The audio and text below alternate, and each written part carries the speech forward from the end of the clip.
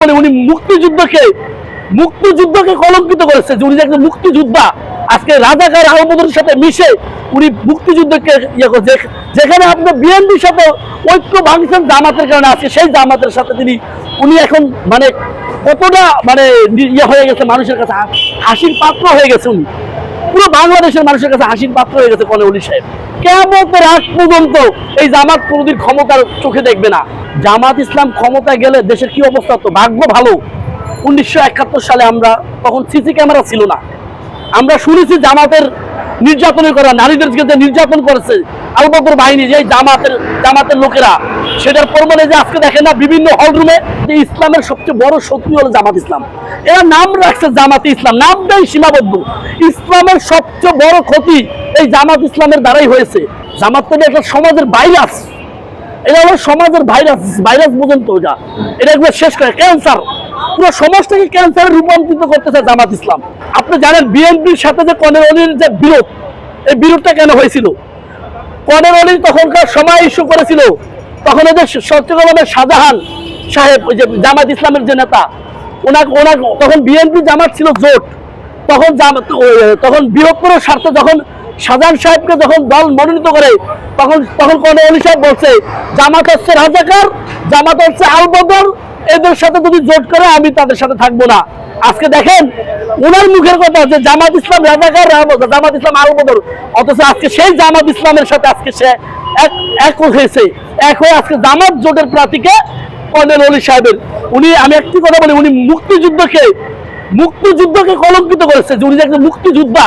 আজকে রাজাকার আহমদের সাথে মিশে উনি মুক্তিযুদ্ধকে যেখানে আপনার বিএনপির সাথে ঐক্য ভাঙছেন জামাতের কারণে আজকে সেই জামাতের সাথে উনি এখন মানে কতটা মানে হয়ে গেছে, মানুষের কাছে হাসির পাত্র হয়ে গেছে। উনি পুরো বাংলাদেশের মানুষের কাছে হাসির পাত্র হয়ে গেছে কনে অলি সাহেব। জামাত এই দেশের রাষ্ট্র ক্ষমতায় থাকতো তাহলে দেশ কিরকম থাকতো? তারা বলতেছে যে দেশ নাকি অনেক ভালো থাকতো।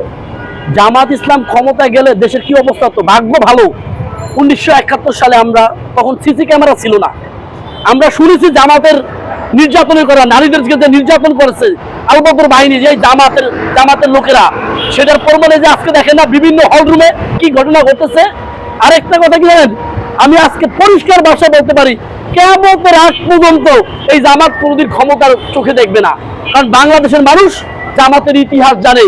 জামাতের ইতিহাস হলো দেশ বিরোধী ইতিহাস, জামাতের ইতিহাস হলো গণতন্ত্র বিরোধী ইতিহাস। এদেরকে দেশের মানুষ সরাসরি প্রত্যাখ্যান।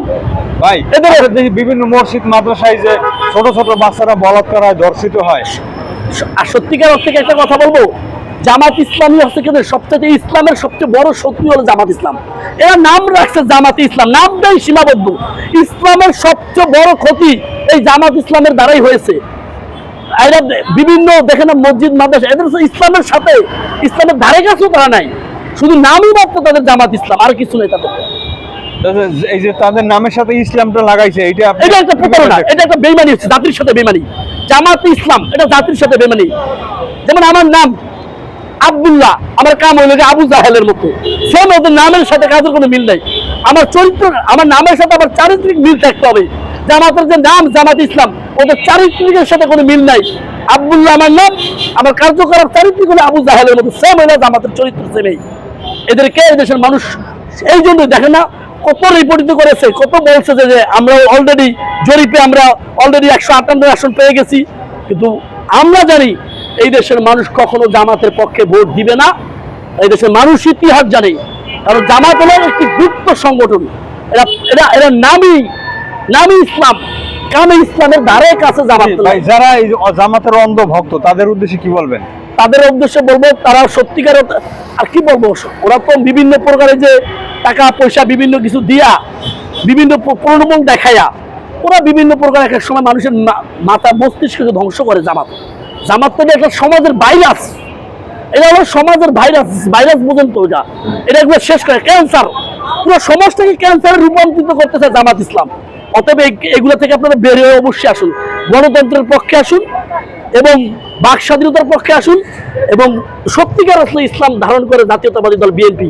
অতীত আমাদের নেত্রী দেশনেত্রী বেগম খালেদা জিয়া ইসলামের পক্ষে ছিল, বর্তমান যে সরকার প্রধান যারা তারেক রহমান আপনি দেখছেন কিছুদিন আগেও হাটহাজারীতে গেছে, এবং ইসলামের পক্ষে সব সময় বিএনপি ইসলামের পক্ষে আছে, ভবিষ্যতেও থাকবে ইনশাআল্লাহ। জামাত ইসলাম বিএনপিকে নিয়ে মন্তব্য করে আপনার 28শে অক্টোবর সমাবেশে বিএনপি যখন নয়াপল্টনে সমাবেশ করে তখন আপনাদের আরামবাগ গিয়ে বিএনপির ছত্রছায়ায় গিয়ে প্রোগ্রাম করতে হয়েছে।